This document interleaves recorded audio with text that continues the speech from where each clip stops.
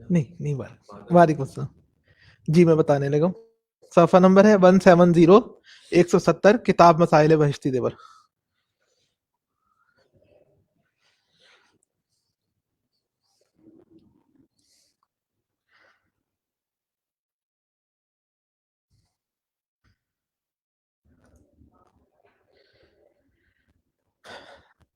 یہاں ہم پہنچ گئے تھے کہ عورتوں کے ہاتھ اٹھانے کی حد کے بارے میں کیا حدیثیں ہیں، ان کو ہم نے دیکھ لیا تھا. آگے ہے مسئلہ نمبر 2 نیچے کر کے. ہاتھ اٹھاتے وقت دونوں ہاتھوں کی انگلیاں اپنے حال پر کھلی رکھنا کہ نہ بہت ملی ہوئی ہوں اور نہ بہت کھلی ہوئی ہوں. یہ ہم سنتوں کا ذکر چل رہا ہے، نماز کی سنتوں کا ذکر چل رہا ہے. تو اس سے پیچھے صفحہ نمبر 169 پر نماز کی سنتوں کی بات چل رہی تھی. تو پہلی سنت کو ہم نے دیکھا تھا کہ تکبیر تحریمہ کہتے وقت دونوں ہاتھوں کو اٹھانا، مردوں کو کانوں کی لو تک اور عورتوں کا کندھوں تک. اس کی تفصیل گزر گئی تھی. اب ہے دوسری سنت، ہاتھ اٹھاتے وقت دونوں ہاتھوں کی انگلیاں اپنے حال پر کھلی رکھنا کہ نہ بہت ملی ہوئی ہوں اور نہ بہت کھلی ہوئی ہوں. تیسری سنت ہے نماز کی انگلیوں اور ہتھیلیوں کا قبلہ رخ رکھنا. چوتھی سنت ہے تکبیر تحریمہ کے بعد مردوں کا ناف کے نیچے ہاتھ باندھنا اس طرح کہ دائیں ہتھیلی بائیں کلائی کے جوڑ پر رہے، دائیں انگوٹھے اور چھنگلیاں یعنی چھوٹی انگلی سے حلقہ بنا کر کلائی کو پکڑ لیں گے، کلائی کو ہم پکڑ لیں گے. باقی تانی 3 انگلیاں بائیں کلائی کی پشت پر رہیں گی اور عورتیں اپنے ہاتھ سینے پر رکھیں گی اس طرح کہ دانی ہتھیلی کو بائیں ہتھیلی کی پشت پر رکھیں اور حلقہ نہ بنائیں. یعنی عورتوں نے ہاتھ کو سیدھا سیدھا رکھ لینا ہے، اپنے الٹے ہاتھ پر سیدھے ہاتھ کو رکھ لیں گی سیدھا سیدھا کر کے، اور مرد آگے کلائی کو جا کے پکڑیں گے، انگوٹھے اور چھوٹی انگلی سے پکڑ لیں گے، اور پھر جو مردوں کی 3 انگلیاں ہوں گی وہ سیدھی ہو کر بازو کے اوپر گویا کہ آ جائیں گی، کلائی کے اوپر آ جائیں گی. تنبیہ، یہ بھی ویسے تو میں نے کل عرض کیا تھا کہ جیسے اس ٹاپک کے اوپر چونکہ بہت کچھ کنفیوژن پائی جاتی ہے ہمارے معاشرے میں، تو لوگ کافی بحث مباحثہ کرتے ہیں، تو اس لیے احادیث کو یہاں پر ذکر کیا جا رہا ہے. ورنہ اہتمام یہ کیا گیا ہے کہ احادیث ساری فہم حدیث کے اندر آئیں ہر مسئلے کے متعلق. تو دیکھیے حدیثیں یہ ہیں. ایک حدیث ہے کہ رسول اللہ صلی اللہ علیہ وسلم نے اپنا دایاں ہاتھ اپنی بائیں ہتھیلی کی پشت اور پونچے اور بازو پر رکھا. یہ حضرت وائل بن حجر رضی اللہ عنہ کی حدیث ہے. دوسری حدیث ہے رسول اللہ صلی اللہ علیہ وسلم ہمیں نماز پڑھاتے تھے اور اپنے بائیں ہاتھ کو اپنے دائیں ہاتھ سے پکڑ لیتے تھے، محض رکھتے نہیں تھے بلکہ پکڑ لیتے تھے. جی بائیں ہاتھ کو پکڑتے تھے دائیں ہاتھ سے. ان 2 حدیثوں کا حاصل یہ ہے کہ آدمی اپنی دائیں ہتھیلی کو بائیں ہتھیلی کی پشت پر رکھے اور دائیں ہاتھ کی انگلیوں کو بائیں پہنچے اور بازو پر رکھے. پھر پکڑنا چونکہ انگلیوں سے ہوتا ہے اس لیے دائیں انگوٹھے اور چھنگلیاں سے بائیں ہاتھ کو پکڑے. دوسری دلیل ہمارے نزدیک، دوسری بات یہ کہ ہمارے نزدیک ناف کے نیچے مردوں کے لیے ہاتھ باندھنا افضل ہے اور راجح ہے، جس کی دلیل یہ ہے حضرت وائل بن حجر رضی اللہ عنہ کہتے ہیں میں نے نبی صلی اللہ علیہ وسلم کو دیکھا کہ آپ نے نماز میں ناف کے نیچے اپنا دایاں ہاتھ اپنے بائیں ہاتھ پر رکھا ہوا تھا، ناف کے متصل نیچے. مردوں کے لیے ایسے ذکر ہے.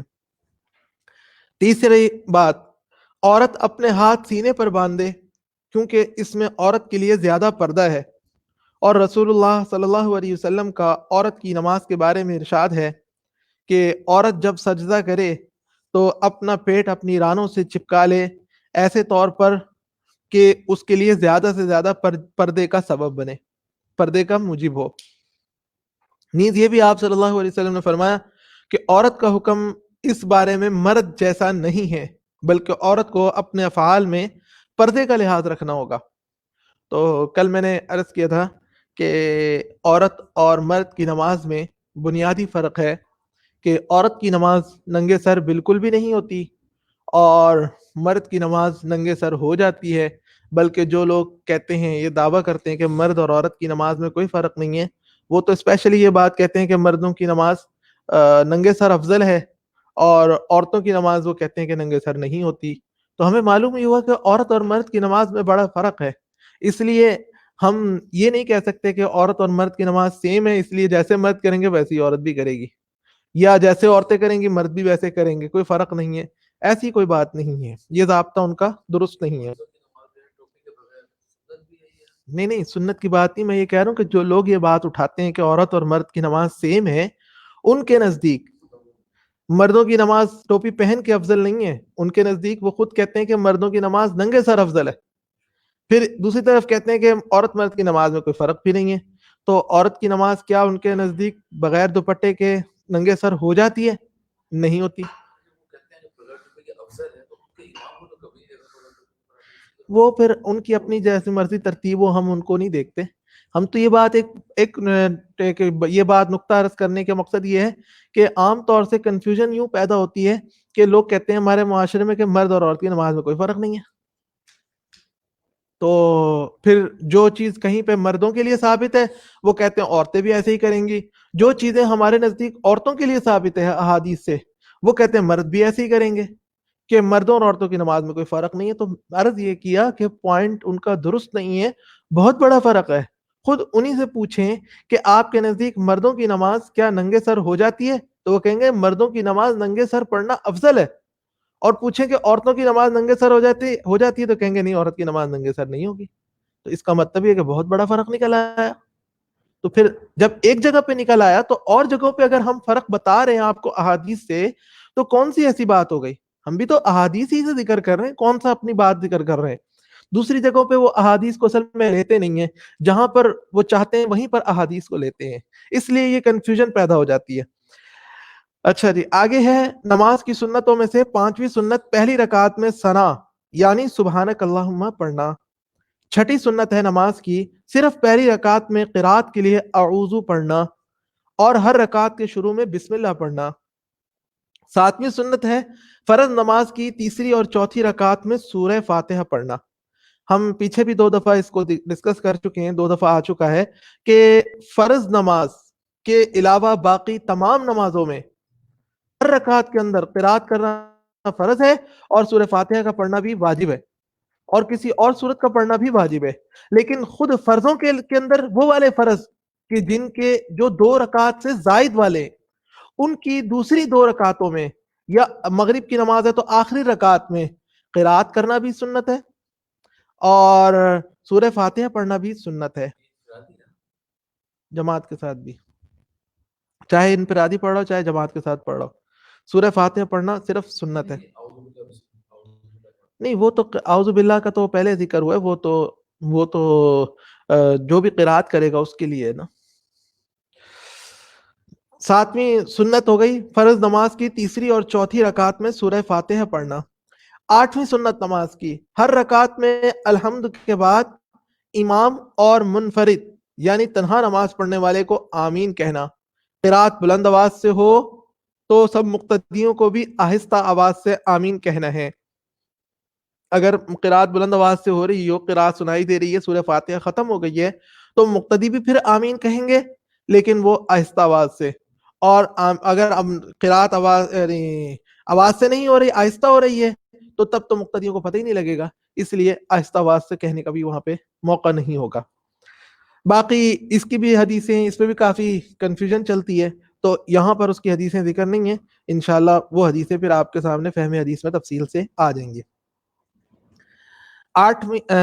9ویں سنت ہے ثنا، تعوذ، بسم اللہ اور آمین آہستہ کہنا. 10ویں سنت ہے سنت کے موافق قرات کرنا.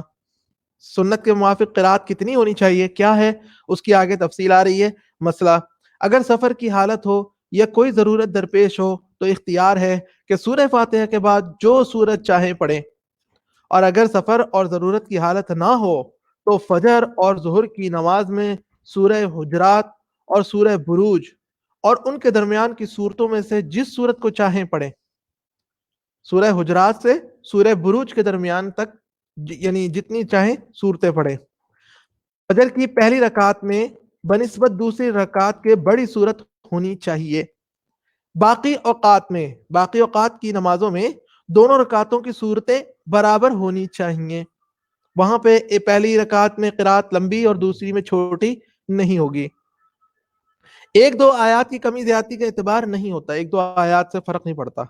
عصر اور عشاء کی نماز میں والسماء والطارق اور لم یکن اور ان کے درمیان کی صورتوں میں سے کوئی صورت پڑھنی چاہیے. مغرب کی نماز میں اذا زلزلت سے لے کر آخر تک کی صورت کوئی ہونی چاہیے. یہ مسنون قرات ہے, یہ سنت ہے. البتہ ہم نے پڑھ لیا کہ یہ نماز کے اندر ایسے قرات کو کرنا یہ سنت ہے, کوئی فرض یا واجب نہیں ہے. نمبر 11 سنت, صرف فجر کی نماز میں پہلی رکعت کی قرات کو دوسری سے لمبی کرنا یہ سنت ہے.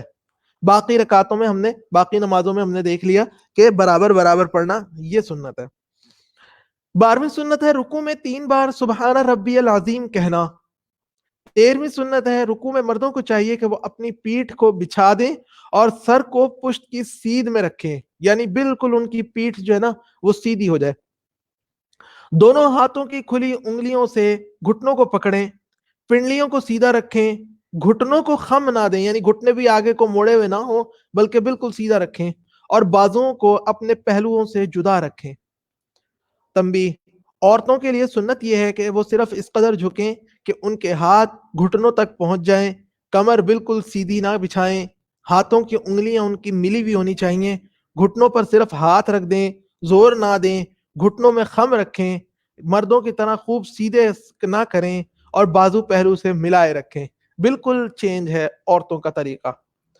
14ویں سنت, رکوع سے اٹھتے وقت امام کو سمع اللہ لمن حمیدہ اور سیدھے کھڑے ہو کر مقتدی کو ربنا لک الحمد کہنا, اور منفرد کو یعنی تنہا نماز پڑھنے والے کو یہ دونوں کہنا سنت ہے. 15ویں سنت, ایک رکن سے دوسرے رکن کی طرف منتقل ہوتے وقت تکبیر یعنی اللہ اکبر کہنا, یعنی ہم سجدے میں جا رہے ہیں, سجدے سے اٹھ رہے ہیں, دوبارہ سجدے میں جا رہے ہیں, سجدے سے دوبارہ اٹھ رہے ہیں, سیدھے کھڑے ہو رہے ہیں, تو یہ منتقل ہو رہے ہیں, ایک رکن سے نماز کے ایک رکن سے دوسرے رکن کی طرف منتقل ہو رہے ہیں, تو ہمیں پھر اللہ اکبر کہتے ہوئے تکبیر کہتے ہوئے منتقل ہونا, یہ سنت ہے. 16ویں سنت ہے سجدے میں جاتے وقت پہلے دونوں گھٹنے, پھر دونوں ہاتھ, پھر پیشانی, پھر ناک رکھنا, جبکہ بعض کے نزدیک پہلے ناک رکھے پھر پیشانی رکھے, اور سجدے سے اٹھتے وقت اس کے الٹ کرنا, کہ یعنی پہلے پیشانی, پھر ناک, پھر اس کے بعد گھٹنے, پھر ہاتھ, پھر گھٹنے, اور پھر سیدھے کھڑے ہونا ہے, یہ الٹ ہو جائے گا. 17ویں سنت, سجدے میں دونوں ہاتھوں کی انگلیوں کو ملا کر رکھنا ہے اور قبلہ رخ رکھنا ہے, اور دونوں ہتھیلیوں کے درمیان میں سجدہ کرنا ہے, یعنی منہ ہمارا دونوں ہتھیلیوں کے درمیان میں ہونا چاہیے. اپنے بازوؤں کو پہلو سے جدا رکھنا ہے اور کونیوں کو زمین سے اونچا رکھنا ہے, اور پیٹ کو رانوں سے جدا رکھنا مردوں کے لیے سنت ہے.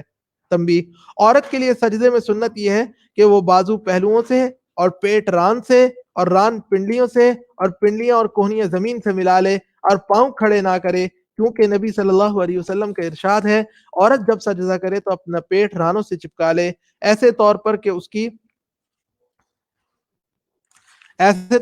اس کے لیے زیادہ سے زیادہ پردے کا موجب ہو, یعنی پردہ بہت زیادہ ہو جائے. 18ویں سنت ہے ہر سجدے میں 3 بار سبحان ربی الاعلی کہنا.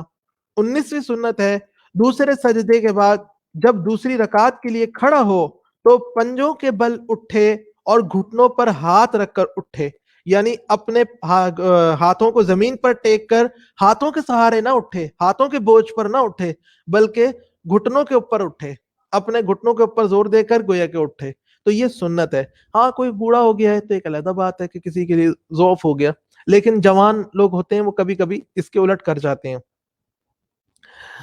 20ویں سنت ہے ہر جلسہ اور قعدہ میں, یعنی جلسے کا مطلب ہے کہ یہ 2 سجدوں کے درمیان میں اور قعدے کا مطلب ہے جب اتحیات پڑھا جاتا ہے اس میں ہر دفعہ بیٹھنے میں، یعنی نماز کے اندر بیٹھنے میں بایاں پاؤں بچھا کر اس پر بیٹھنا اور دائیں پاؤں کو اس طرح کھڑا رکھنا کہ اس کی انگلیوں کے سرے قبلہ رخ رہیں. دائیں پاؤں کو یعنی بایاں پاؤں بچھا کر اس پر بیٹھنا ہے، زمین پر رکھ دیں گے بائیں پاؤں کو اور خود ہم پورا ہمارا وزن ہمارے بائیں پاؤں پر بائیں پاؤں پر ہوگا اور دائیں پاؤں کو ہم سیدھا کھڑا رکھیں گے کہ اس کی انگلیوں کے سرے قبلہ رخ رہیں گے. 21ویں سنت ہے دونوں ہاتھ رانوں پر رکھنا اور ہاتھوں کی انگلیوں کو اپنی حالت پر چھوڑ دینا اور انگلیوں کے سرے گھٹنوں کے قریب رکھنا. ہاتھ ہمارے گھٹنوں پر نہیں ہوں گے بلکہ ران پر ہوں گے اور انگلیوں کے سرے جو ہے نا وہ رانوں کے یعنی قریب ہو جائیں گے، انگوٹھے کے گھٹنے کے قریب ہو جائیں گے. تنبیہ: عورت بائیں سرین پر بیٹھ کر اپنے دونوں پاؤں داہنی طرف کو نکال دے گی. 22ویں سنت ہے، یعنی عورت کے لیے یہ فرق آ گیا کہ عورت یعنی زمین کے اوپر ڈائریکٹ بیٹھے گی، پاؤں کے اوپر نہیں بیٹھے گی، اس کا سارا زور اپنے کہہ لیجیے بائیں سرین پر ہوگا اور دونوں پاؤں دانی طرف کو باہر کی طرف رکھے گی. 22ویں سنت ہے تشہد میں اشہد اللہ الہ الا اللہ پر کلمے کی انگلی سے اشارہ کرنا. 23ویں سنت ہے قعدہ اخیرہ میں درود پڑھنا اور درود کے بعد کسی ایسی چیز کی دعا مانگنا جس کا بندوں سے مانگنا محال ہو. 24ویں سنت ہے پہلے دائیں پھر بائیں طرف سلام پھیرنا اور ساتھ میں منہ کو بھی پھرانا. 25ویں سنت ہے امام کو دونوں سلام بلند آواز سے کہنا مگر دوسرے سلام کو پہلے کے بنسبت پست آواز سے کہنا، یعنی پہلا سلام ذرا آواز سے اور دوسرا سلام کم آواز سے. 26ویں سنت ہے سلام ان لفظوں سے ہونا السلام علیکم ورحمۃ اللہ. نماز کے آگے مستحبات کا ذکر ہے.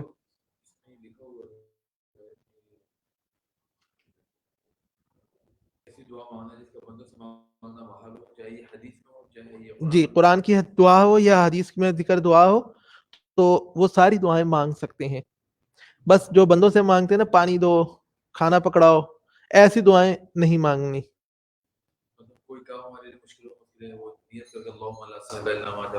ہاں جی، کوئی بھی دعا یعنی جو بھی مسنون و معثور دعا ہے وہ ہم یعنی اس کو مانگ سکتے ہیں، اس میں کوئی ممانعت نہیں ہے، چاہے وہ حدیث کی ذکر کردہ دعا ہے یا قرآن پاک کی ذکر کردہ دعا ہے. 16 نمبر جی سوال آیا ہے کہ 16 نمبر سنت جو گزری ہے مردوں کے لیے اس کی وضاحت دوبارہ ہو جائے. سجدے میں جاتے وقت مرد جب سجدے میں جائے گا تو پہلے دونوں گھٹنے زمین پر پہلے کیا رکھے گا؟ جی میں عرض کرتا ہوں، پہلے ہمارے گھٹنے رکھے جائیں گے، پھر ہم دونوں ہاتھ رکھیں گے، پھر اپنی پیشانی رکھیں گے، پھر ناک رکھیں گے، یعنی پہلے پیشانی رکھیں گے پھر ناک رکھیں گے. بعض علماء کہتے ہیں کہ نہیں، آپ پہلے ناک رکھیں گے پھر پیشانی رکھیں گے، یعنی ناک اور پیشانی میں دو قول ملتے ہیں کہ پہلے کس کو رکھنا ہے. تو جب واپسی آنا ہے تو جیسے ہم نے سجدے میں آخر میں جس کو رکھا تھا اس کو پہلے اٹھائیں گے. ہم نے اگر ناک رکھی ہے آخر میں تو سب سے پہلے ناک کو اوپر اٹھائیں گے، پھر پیشانی کو اٹھائیں گے، پھر اس کے بعد ہم اپنے ہاتھوں کو اٹھائیں گے، پھر گھٹنوں کو اٹھائیں گے. اس طرح سے ہم ترتیب وار اٹھاتے چلے جائیں گے واپس آتے وقت.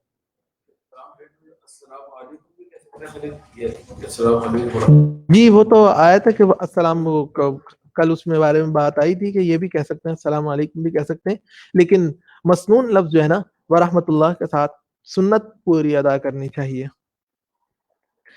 یہ نماز کی سنتیں بھی یہاں پر مکمل ہو گئیں. آگے ہے نماز کے مستحبات کا ذکر. پہلا مستحب، دونوں قدموں کے درمیان 4 انگلی کی مقدار یا اس کے قریب قریب فاصلہ چھوڑنا. دونوں قدموں کے درمیان 4 انگلی کی مقدار یا اس کے قریب قریب فاصلہ چھوڑنا. دوسرا مستحب، ہر رکعت میں الحمد کے بعد جب سورت ملائے تو دوسری سورت ملانے سے پہلے بسم اللہ پڑھنا، یہ مستحب ہے. تیسرا مستحب، تکبیر تحریمہ کے بعد جب کہ کوئی عذر نہ ہو تو دونوں ہاتھ چادر وغیرہ سے باہر نکال کر اٹھانا، کہ یعنی چادر کے اندر سے ہاتھ نہیں اٹھانے، مردوں کی بات ہو رہی ہے کہ باہر نکال کے ہاتھ اٹھائیں۔ چوتھا مستحب، منفرد کو رکوع و سجود میں، یعنی جو شخص تنہا نماز پڑھ رہا ہو اس کو رکوع اور سجدے میں 3 مرتبہ سے زیادہ لیکن طاق عدد میں تسبیح پڑھنا۔ ہم نے پڑھا تھا کہ 3 دفعہ سبحان ربی الاعلیٰ یا 3 دفعہ سبحان ربی العظیم کہنا سنت ہے، تو 3 دفعہ سے زیادہ پڑھنا یہ مستحب ہے، لیکن یہ کس کے لیے ہے؟ جو اکیلا نماز پڑھ رہا ہو۔ ایک دفعہ تو وہ ایک دفعہ کا بھی میرے ذہن میں نہیں ہے کہ ایک دفعہ پڑھنا واجب کے زمرے میں آتا نہیں آتا، وہ ابھی میرے ذہن میں نہیں آ رہا۔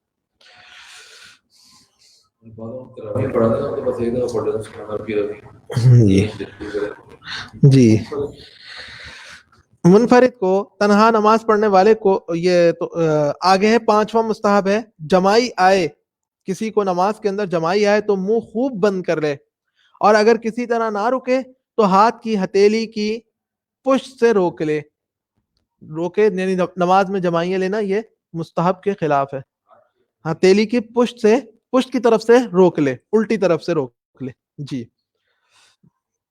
دونوں سجدوں کے درمیان میں جلسے میں یہ دعا پڑھنا بھی مستحب ہے، یعنی 2 سجدوں کے درمیان جب بیٹھتے ہیں تو یہ دعا پڑھ لیں، اللہم اغفر لی وارحمنی واہدینی وعافنی وارزقنی، یا صرف رب اغفر لی 1 مرتبہ یا 3 مرتبہ پڑھ لیں۔ 7واں مستحب ہے قنوت میں خاص اس دعا کا پڑھنا، اللہم انا نستعینک، جو عام دعا پڑھی جاتی ہے، یہ خاص یہی والی دعا پڑھنا مستحب ہے۔ 8واں مستحب ہے جب کھڑا ہو تو اپنی نگاہ سجدے کی جگہ رکھے، جب کھڑا ہو تو اپنی نگاہ سجدے کی جگہ رکھے، اور جب رکوع میں جائے تو پاؤں پر رکھے، اور جب سجدہ کرے تو ناک پر رکھے، اور جلسہ اور قعدہ میں نگاہ گود پر رکھے۔ جب اتحیات کے لیے بیٹھے یعنی بیٹھا ہو تو نگاہ اپنی گود پر ہو، اور سلام پھیرتے وقت کندھوں پر نگاہ رکھے۔ یہ ان مقامات پر نگاہ کو رکھنا یہ مستحب ہے۔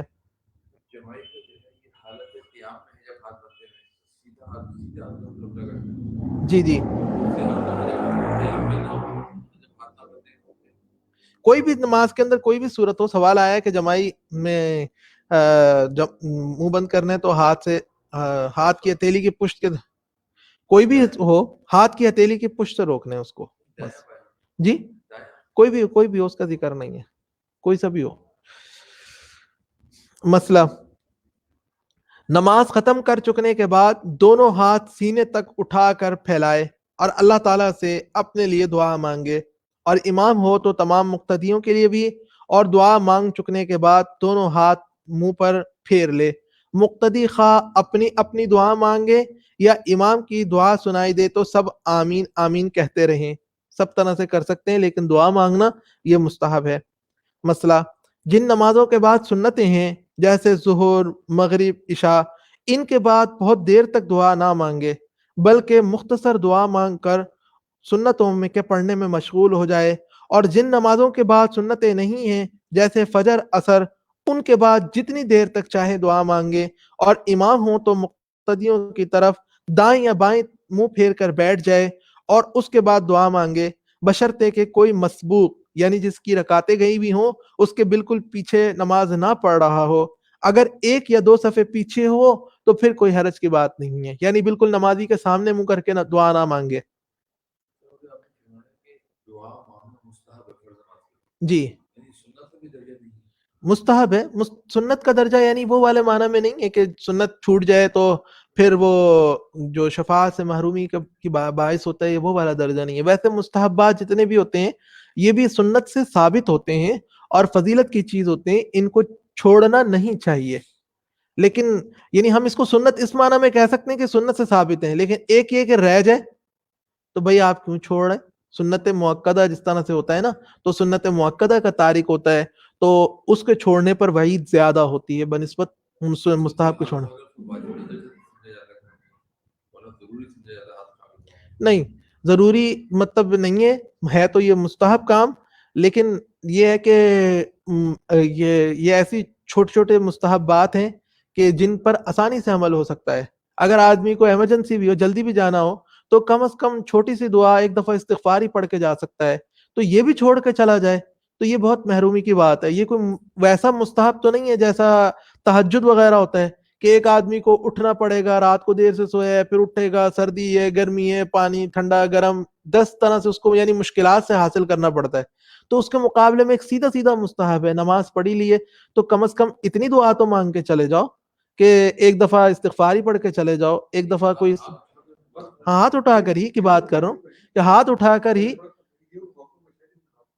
جی کہ یہ نماز کی قبولیت کی دعا کی قبولیت کا موقع ہے نا، تو اتنی بھی زیادہ بے یعنی استغنا برتنا اللہ تعالیٰ کے دینے کا موقع ہے تو لینے سے آدمی اتنا ہی مستغنی ہو جائے، کوئی پرواہ ہی نہیں ہے کہ اللہ تعالیٰ کے بہانے رحمت کے بہانے اور آدمی کے مجھے یہ بھی نہیں چاہیے، تو یہ ایک پسندیدہ چیز نہیں ہوتی.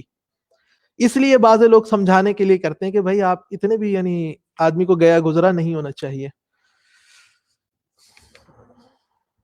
مسئلہ فرض نمازوں کے بعد بشرطے کہ ان کے بعد سنتیں نہ ہوں، ورنہ سنت کے بعد مستحب یہ یعنی سنتیں ادا کرنے کے بعد مستحب یہ ہے کہ استغفر اللہ الذی لا الہ الا هو الحی القیوم 3 مرتبہ اور آیت الکرسی، قل هو اللہ احد، قل اعوذ برب الفلق اور قل اعوذ برب الناس ایک ایک مرتبہ پڑھ کر 33 مرتبہ سبحان اللہ اور اسی قدر الحمدللہ اور 34 مرتبہ اللہ اکبر پڑھے.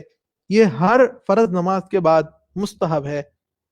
اگر انسان کو جی اگر سنتیں ہیں یا تو فرضوں کے بعد پڑھ لے، اور اگر سنتیں ہیں جیسے ظہر ہے، عشاء وغیرہ ہے تو نماز پوری کرنے کے بعد سنتیں وغیرہ جی تو سنتیں پوری کرنے کے بعد آدمی کو موقع میسر ہو تو کوئی بھی مستحب مل جائے اس کے غنیمت سمجھنا چاہیے اور اللہ کا شکر ادا کرنا چاہیے، اس پر اہتمام سے عمل کرنا چاہیے. نہ موقع میسر ہو تو پھر کوئی علیحدہ پھر کوئی ایسے لازمی نہیں ہے. ان میں یہ بھی ضروری نہیں ہے کہ آدمی بیٹھے بیٹھے ہی پڑھے، جاتے جاتے بھی پڑھ سکتا ہے، چلتے چلتے بھی پڑھ سکتا ہے.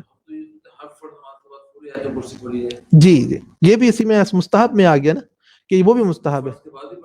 فرض نماز کے بعد بھی پڑھ سکتے ہیں فوراً، ورنہ اگر سنتیں ادا کرنی ہے تو پھر یہ سارے اعمال کرنے میں سنتیں لیٹ ہو جائیں گی، تو سنتوں کو لیٹ نہ کریں، پھر آپ پہلے سنتیں پڑھ لیں، اس کے بعد پھر آپ نے 33 مرتبہ سبحان اللہ، 33 مرتبہ الحمدللہ اور 34 مرتبہ اللہ اکبر بھی پڑھنا ہے، معوذتین بھی پڑھنے ہیں، قل هو اللہ احد بھی پڑھنی ہے. تو یہ سارے اعمال آپ نے کرنے ہیں، تو اس لیے پھر سنتوں کو لیٹ نہ کریں، آپ پہلے پھر کیا کہتے ہیں سنتیں پڑھ لیں اور اس کے بعد پھر یہ سارے اعمال آپ چلتے چلتے بھی کر سکتے ہیں. جی جی